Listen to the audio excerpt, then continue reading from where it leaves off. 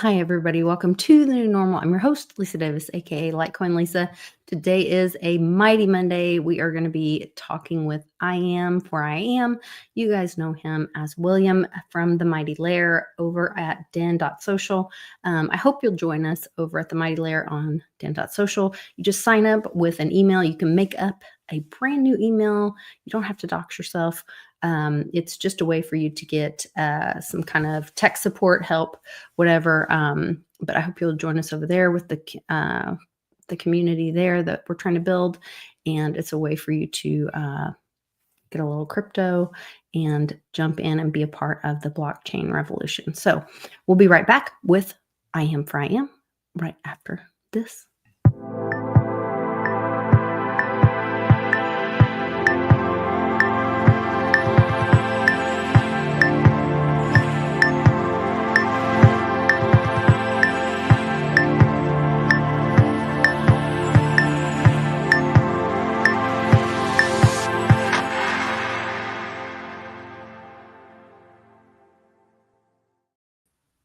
Happy Thanksgiving and Merry Christmas. Happy holidays. We are like in the thick of it. That's right. Everything. All the things.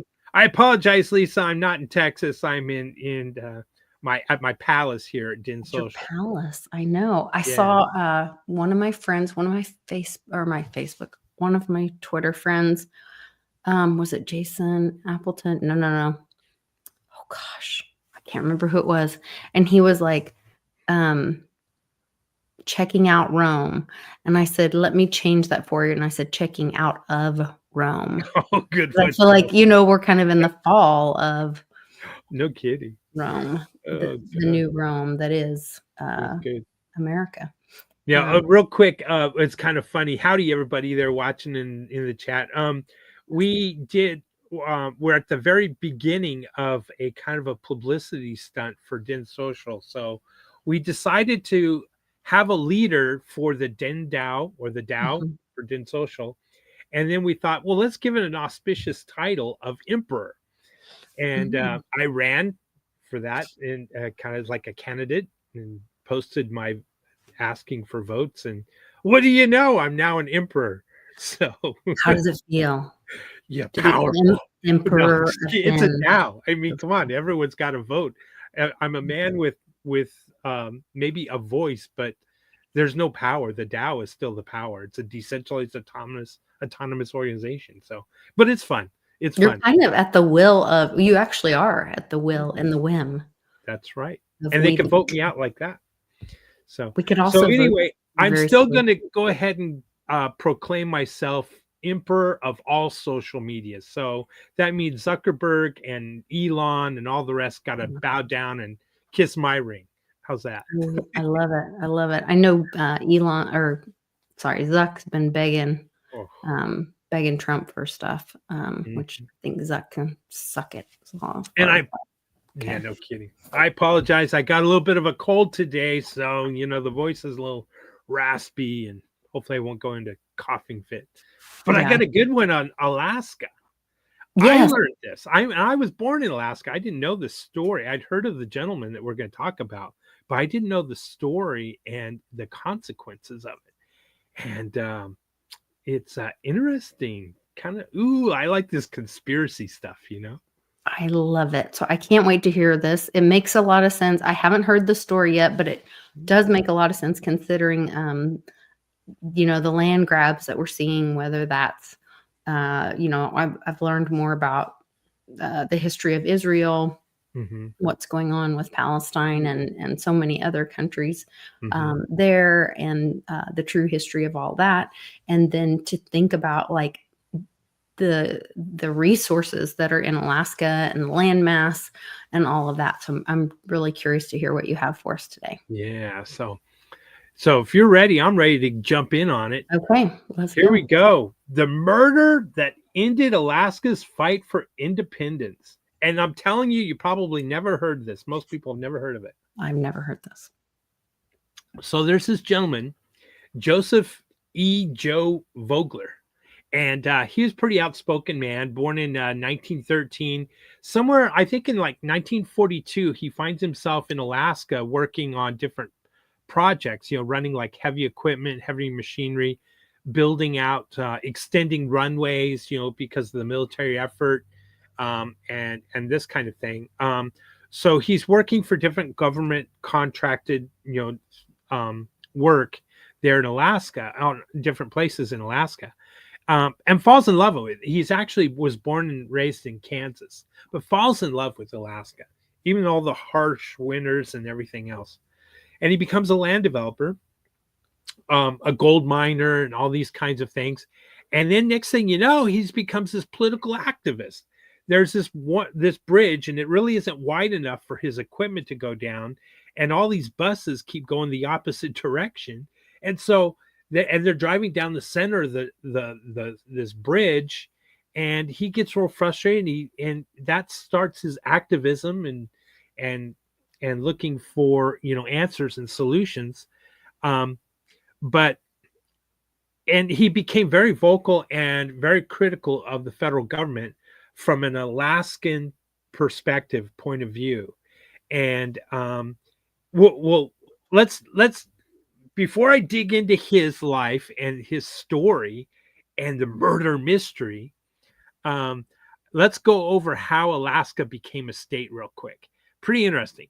So in 1967, we buy it from Russia, of all places, and we paid $7.2 million, which was a lot of money, especially since the country was in debt just following the Civil War, right?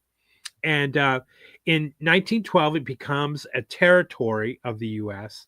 And then now fast forward to World War II, the Cold War, and it becomes a real strategic, place, right? A jumping off point to Japan. We actually fight Japan on the soils of Alaska. But it becomes an outpost too for the Cold War. So it's a real key critical, piece of part of our, shall we say, our Western flank against the Soviets in the Cold War, right? So it's really important. So the U.S. and the military and the government, they're pushing for the statehood because they don't want anyone else to jump in. Now, at this point, the Soviet Union is our enemy, right? And they are, they're just 50 miles, 100 miles offshore at one point, by the Bering Strait. But you can walk there depending on the season. Yeah. Right? Yeah, if you can deal with the cold, right? Yeah. So, and when I was in Alaska, I remember visiting a small island, and I can't remember the name of it now. It escapes me, but it's just interesting to see the Christian churches have that Russian view, the Orthodox Russian look, the cross and the shape, and you got that kind of the bubble at top of the steeple. Well, anyway, so fast forward to 1958, there's this big push for the big vote for Alaska to become a state, and it becomes official in 1959. But here's some fun facts. Can you believe it? We bought Alaska for basically 1 penny, well, 2 cents per acre at $7.2 million. Now, $7.2 million back then is now worth $405 million. So that means for each acre, we paid $1.11. Wow. For each acre in Alaska. And now we see now they called it Seward's Folly because everyone thought it was just this ice baron, or he just bought a big chunk of ice for $7.2 million that the federal government really couldn't afford. And wow, he had, a sight unsung, right? But anyway, why did Russia sell it? Well, they needed the money, but it was too far away for them to really manage. Okay. And they didn't like the British, and they didn't want the British to get it because the British were basically Canada, right? And they were worried that Canada or Britain was going to annex it, and they were going to lose it and get nothing for it. And it was just such a far outpost for them to manage. Remember, we're talking about 1867. So, and they wanted to strengthen the relationship with us. And at that point, North America is like old news. We've already been there, done that kind of thing. Who needs North America at that point? That was how the world was thinking. Okay. And we just come out of a civil war. Those people, they're just fighting amongst themselves. Who needs that? Just stay away from it. So anyway, Seward pushes and pushes, and he's Secretary of State, and he pushes and pushes, and he gets this approved for the purchase and the deal done. So let's look at the breakdown. So now we have the big vote for statehood, and the Alaskans make their vote. And get this, Lisa, this is crazy. 61% of the land of Alaska is federal government property. 28% is state land, and only 1% What? private land. And private land means owned by private individuals or private corporations and this kind of thing. Yeah. So Alaska's vast resources are basically the federal government's resources. Including Native Americans? Well, they wouldn't be Native Americans then. They would be Native Russians. You're too smart.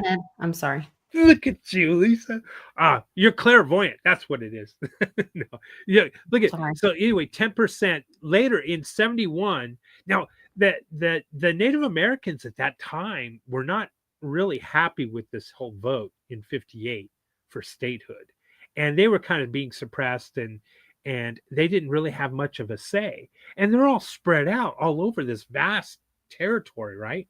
Mm-hmm. And so there's a redo, shall we say, and 10% is now allocated to Alaskan Native Settlement Act, which is a native corporation land or native corporation.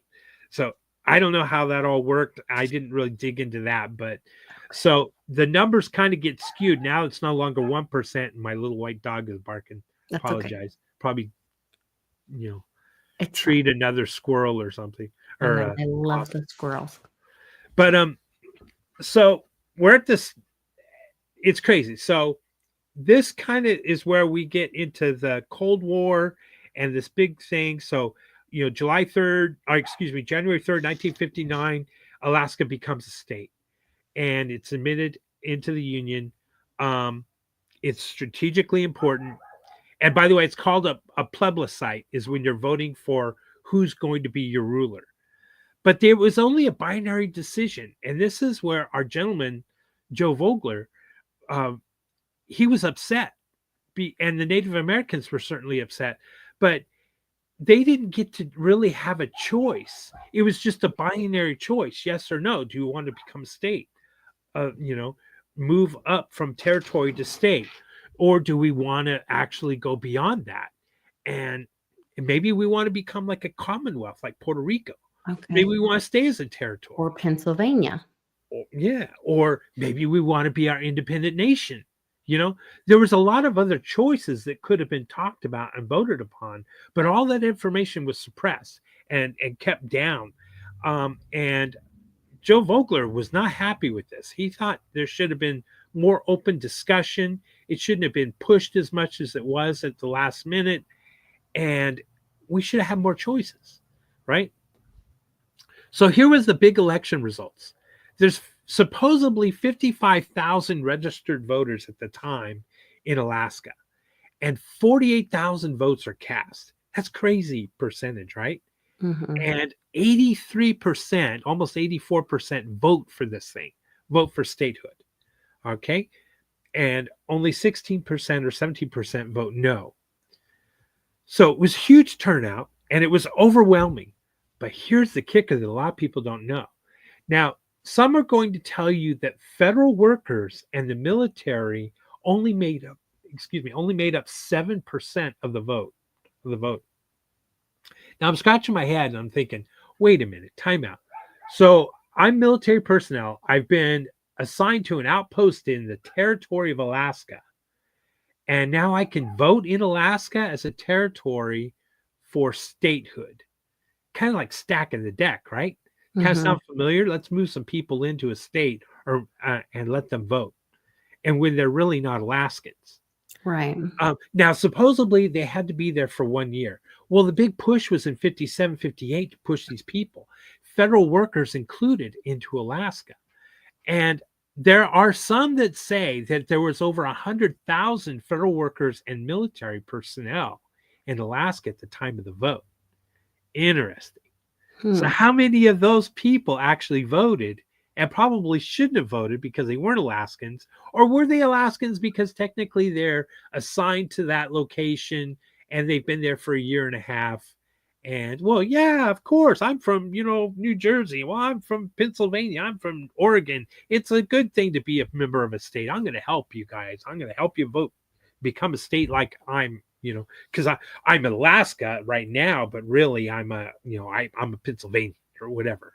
Well, and were they assigned to Alaska? Because one of the first ways that, one of the reasons that they did like absentee ballots was for the military because they weren't able to vote because they were away from their post or whatever. So Right. could they be assigned to Alaska but actually not even physically be there? No, my understanding they physically had to They be were there. physically there. Yes. Okay. And there were quite a bit. As a matter of fact, at this point in time, per capita, some say that it was 25% of the population was military and federal workers in Alaska. So they're not really Alaskans. I'm sorry, but Yeah, you've been that assigned there, or maybe you are an Alaskan and now you got a federal job. Well, if you got a federal of job and you're course you want it to Alaskan, be, yeah. how are you going to vote? Of course, you're going to vote for Yeah. statehood, right? You don't wanna lose your job. Right. So my take on it. So this is like strike number one. We're not even at the big thick of things of a murder mystery here. So Wow. my personal take is the CIA's always been involved in these elections and rigging elections, and we know that it's public record about what they've done in Central and South America, right? And so they kind of know how to move the herd, if you will, into political fractions. They would have known how to suppress the other options, like not remain a territory, or become an independent nation, or become a commonwealth, like Puerto Rico or whatever. They wanted to suppress that. Their job was to make sure that the U.S. flag got another star and to shore up that position that was facing the Soviet Union, right? Mhm. So if you're an agent assigned to, Anchorage, Alaska, or Juneau, or Fairbanks, or wherever, you know, you're doing your patriotic duty to help this vote get passed and make Alaska a state. Hmm. Kind of makes you think, right? So Yeah. they're doing the right thing, and it would be an easy thing to explain, and for those people to explain or hold out the carrot to Alaskans. Oh, you're going to get all these big benefits. You're going to be wonderful. We're not going to be a territory anymore. Now you're going to have true representation in Washington, D.C. Oh, goody. Yeah, I want to be represented in Washington, D.C. because we're not as a territory, you know. But they knew they were voting for 1% of the land. 1% of the land was going to become private, the rest federal and state. Isn't that crazy? Mhm. So now let's go on to our good buddy Joe Vogler's grievances. Well, lack of choice, the binary choice, which we talked about, the federal 61% of the land and the state control 28%, 1% private. Remember, he's a land developer. Okay. He also is like a miner, and he does these things, roads and this kind of thing. But more importantly, economic exploitation. The oil that's pumped out of Alaska, it doesn't get refined in Alaska, so more jobs aren't happening in Alaska. It goes elsewhere. So only the raw product basically is is being sold out of Alaska, and the people of Alaska get a dividend check for the oil. But all the other kind of things, it's not really. It's like a storage bin, if you will. It's like a locker or a warehouse. That's how the federal government treats Alaska. It sees it as a warehouse for resources. But Mhm. meanwhile, we got all this oil up there, like in Anwar and everywhere in all these other places. But oh, no, no, no, you can't touch it, you can't touch it. But we'll wage war in the Middle East for oil, when we have it in our backyard. and all those other things. And of course, the natives were not happy with the deal or the vote. And that had to be redone in 71. And like I said, some say there was 100,000 people that were actually federal workers and military personnel that had the option to vote. So maybe that's why the turnout was so large, of 83% or whatever it was. So next we fast forward to 93. Now it gets really good. So I'm putting it out there to the world that it's a big question. Was the vote for Alaska to become a state by Alaskans really fair and an honest election? I'll leave that for you to decide. But Volker has been wanting to speak to the UN, but you can't just knock on the doors of the UN and say, hey, I'm from Alaska and I'd like to say, I have something to say. You have to be sponsored by another nation or a group of nations. You have to be someone of stature. Well, Vogler actually ran for governor 3 different times in Alaska. The biggest percentage of vote he ever got with his party, because he started the AIP, Alaskan Independence Party, AIP. And he was going up against the 2-party system, the R's and the D's, and he only got 6% of the vote. But he had to fight even the Supreme Court to be allowed to be put on the ballot.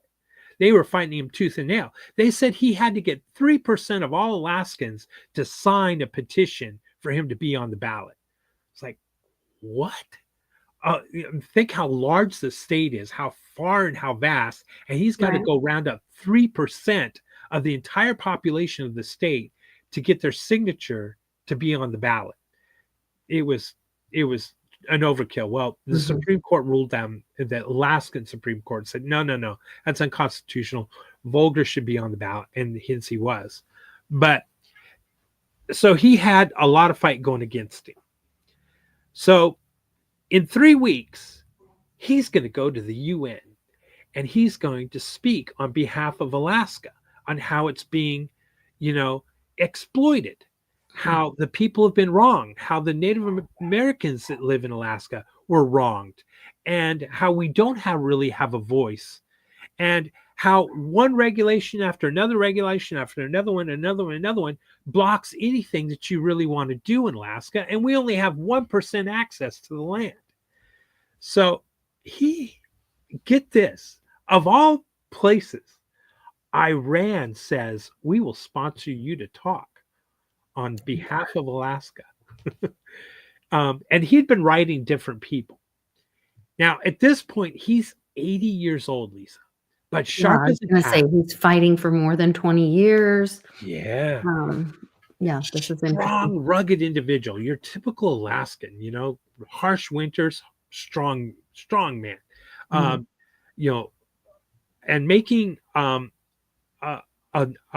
Alaska into something great is really what he always wanted to do, so that it would be passed down, be way past his lifetime. It would be a legacy that he improved Alaska and Alaskans. So 3 weeks, he's going to go speak to the UN. It's finally a done deal. And all of a sudden, he goes missing. Poof. Nowhere to be found. What happened was his neighbors noticing for 3 days his dogs haven't come out, and he hasn't seen his guard goose. Now, if anybody knows about geese, they are exceptional guards. Yeah. And he had a guard goose, and the guard goose wasn't out. So this is odd. Now, he's a political figure and a well-known Alaskan. So he's calling the police, and the AIP get involved, the party, and they want to know where he's at. Turns out that the dogs have been drugged. And everyone's going, no, why would he drug them? And a police officer says, well, maybe he was going to take them to the vet. He was an 80-year-old man. His pistol's missing, and his fedora that he always wore is missing. He probably wandered into the woods, and God knows what happened to him. Maybe a grizzly got him or something. Probably never find him. Look, there's no crime scene here in his home. There's no blood. There's no drag marks. There's nothing. So he's disappeared. everyone's searching. There's billboards, and back in the day in '93, you know, it wasn't like the Right. internet to post it up and everything on Facebook or wherever. So they have lapel pins and hats and stickers and billboard signs and Mhm. flyers. Where's Joe? Where's Joe? Nobody can find him. Then all of a sudden, there's this strange tip, kind of an anonymous tip. Well, you know, there was a pickup here, and the guy wanted it painted and had a bullet hole in its hood of the engine. Oh, really? Well, that sounds suspicious. Well, where was this pickup? Well, it was in Juneau. It was in Juneau. Oh, wow. I wonder if it has anything to do with the the Joe's case. Wow, maybe so, right? So they then get a tip that the pickup was none other than borrowed by a gentleman by the name of Manfred West. And this is Manfred West. He's a he's known by the police. He just got out of a halfway house for drugs and check forgery, small crimes, petty theft, and this kind of thing. And kind of a small man. Now, Joe's a big dude. He's pretty Mm, tall, okay. strong for his age, and tough. And there's nothing at the scene, but they're kind of real curious about this guy. So they stake out this cabin where they think he is. And the cabin happens to be West's brother-in-law's cabin. And they're staking it out, and they have this whole elaborate thing by the state police, right? Broken down RV in front. And one guy hitchhikes and gets a ride away while another guy's hiding in the RV watching the cabin. Sure enough, they see West in the cabin. And then they surround the cabin and they say, all right, you got to come out. You know, we got some questions to ask you. They're 3.5 hours. It's a standoff. Finally, over the phone, there's a phone call.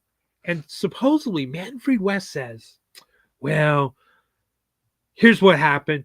I was going to sell him some dynamite, but he didn't want the dynamite, and he was trying to push me off the property, and he had a gun, and he shot at me, and I shot at him, and it was self-defense and all. I shot him in the back, and that's what happened. Okay, well, it sounds like self-defense. Come on out, and we'll talk this over. I'm sure if it's self-defense, you'll be free. You'll be fine. This kind of thing. He said, no, you're not coming in here, and I'm not coming out. And he lights the cabin on fire. And by the way, there are sticks of dynamite in the living room. This whole thing is going to go boom. So the cabin burns down. The fire department won't go in there, put out the fire because they're afraid of the dynamite going off, right? Mhm. He hides under the frame of the cabin. And the water from the putting out the fire is keeping him cool, right? And there's like from the snow and ice melt, whatever, was like a pool of water and mud. And that's how he survived. He survives this cabin fire burning down to the ground to nothing. And they're shocked that he's even alive. So next thing happens is they're thinking, okay, we got a confession over the telephone. And his attorney says, no, that was not a confession. It was over the phone. And so anyway, the judge rules against it, says, no, it's a valid confession. So now everyone's excited. All right. He's confessed to the crime. It's in the newspapers. We're going to go to court. We're going to find out all the details on what happened to our beloved, Joe Vogler. But no, he thinks he's going to get a cushy deal, and he pleads no contest. No evidence is presented. There's no trial. We never find out the details. He doesn't go to a full maximum prison, but he is sentenced for 80 years, and he goes to kind of a softer prison, supposedly. And that's where he is today. And no body. But he says that it was a self-defense. Now, here's where more conspiracy comes in. Remember, it was a tip about a bullet hole in a hood of a car, or I mean a pickup, right? Mm-hmm. Well, there's now a new tip. His cellmate says, "Oh, I know where the body's built. I know where he hid the body. Okay. We don't know who the cellmate was. It's anonymous. But they Mhm. find the body with cadaver dogs. Unfortunately, it is Joe. He's wrapped up in a tarp. It's Mm. been there for 17 months. And fingerprinting him, it is Joe. And hoping the facts would come out, but it doesn't come out. But it sure seems awful strange because ultimately what happened was when Joe died, the Alaskan Independent Party basically died. And nobody had the vigor and the strength and the push to really make this thing happen in Alaska. And it just kind of whittled away. Really? Even Yeah. though he fought for all of that and had all that opportunity, finally got to In I am confused why it would be empowering for him to go to the UN versus, well, like, Congress or yeah, I almost was going to have you play a 2-minute video of him in his own words, but he basically said I would be better tried by a bunch of whores in a whorehouse than the Supreme Court. wow. I He mean, we're just seeing that, over and over. There's been several cases of lawfare and, uh, judges that are like, that's where that Chevron deference is gonna yep. start coming out, I think, the Jaworski case, that I think will cause some of these things to be overturned, but we're just gonna have to keep seeing it over and over and over. But If you think of Alaska and how huge it is, and you're an Alaskan, and you know only 1% is available, and it's a fight on regulations for a road just to do anything in Alaska. It's like it's locked down basically. mhm, And it is a frontier. It's the last frontier. It's beautiful. It's gorgeous, but it's got dirty politics underneath it. That's not mhm. from really the Alaskans. Of course, there's dirty politics in the state capital there too. Everywhere. Yeah. But It makes me think of Arizona. So there was growing up there as a child. I mean, I was only there when I was a child, and then I went back again after high mhm, school for a couple years. And there was always BLM land, mhm. which was Bureau of Bureau of Land Land Management. Management. Yes. And so my grandfather, who was a colonel at the Pentagon, and he was in World War II and all this, and he always had a house at the outskirts of town, and then his property backed up to BLM land. Ah, And I always thought it was strange. Like he always wanted to be on but there was always like all these rules, these strange, I was a little kid, so I really didn't right. understand it. But it always felt like there was a there, and there's these different rules about the BLM land. Yeah. And a lot of lakes here in Oklahoma have core land, which is like, has the different. So you have your private land and then the core land or the, Wow. and, then we talk about national state parks or national parks and how that's kind of another land grab away from we the people. And, what resources are not available to us? Or are they taking those from, like you mentioned earlier, the Native Americans or the Mhm. native people of that land? Why I, do they get to claim that land as the government versus the people that were living there? exactly.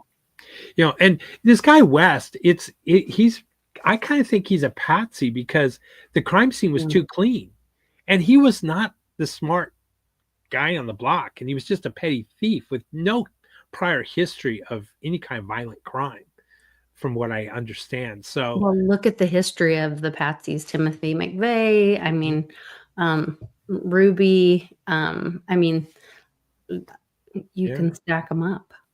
and I think the movement was gaining steam, and boy, the U.S. wasn't going to have someone go to the UN and embarrass us like that, right? Mm. So, um, I think there's dogs were drugged.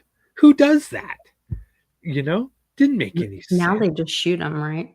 Yeah, well, and he wouldn't. Vogler wouldn't do that. He wouldn't have drugged his dogs and take them to the vet.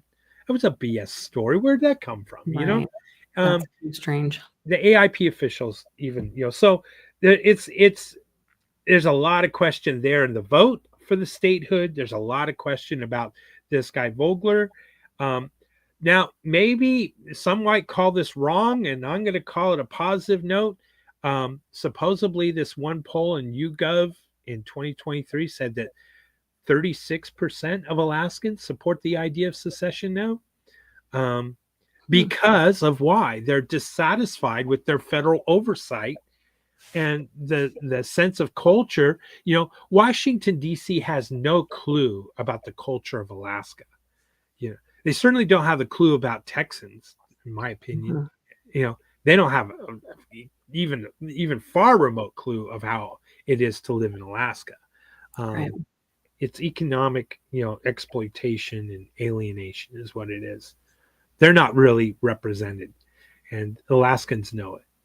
So there you go. I'm kind of surprised that seeing a whole party, with the logo and this strong leadership and all of this take hold, but then when their leader is taken out, I would suspect that most people knew that it wasn't a mistake, that it wasn't a self-defense thing, and people didn't want to be the next Volker. Right. And that's why it was disbanded. They probably all knew what happened. Yeah. Fascinating story, though. That is really interesting. Wow. That's wild. Who knew? I'm glad to see people starting to think differently about it and consider other options. So it'll be interesting to see what happens. Yep. Big. Well, lots going on, that's for sure. A lot going on. The big news today was, of course, the Hunter pardon. I posted some stuff in the Telegram group. I encourage everyone to go and read that. There was a really great video, very short video, but a really great video from a Green Beret attorney that talks about there's a list of 350 individuals that he's working on removing, and they'll be doing this on a local level. And so they're talking about deputizing former military, and it's very interesting. So check that video out, and definitely, yeah, we'll have more to talk about, because a pardon, first of all, it wasn't done correctly, didn't go through the proper chain of command, and that is a federal pardon, does nothing to pardon you for crimes against humanity internationally, also nothing military, nothing civil, and nothing at a state level. So, but it does take away your Fifth Amendment. So he'll have to tell on, he'll have to tell on his daddy, who supposedly pardoned him. So it'll be interesting. Yeah. All right. Very we'll see you guys next time. Make sure you follow I Am for I Am on X / Twitter, and also join the Mighty Lair on DEN.SOCIAL. Jump in the conversation and earn some crypto. Follow Dragon Chain in their fight against the evildoers over at the SEC, and go check out what the Very DAO is doing to support the fight for patents and IP over at verydao.io. Take care, everybody. Bye.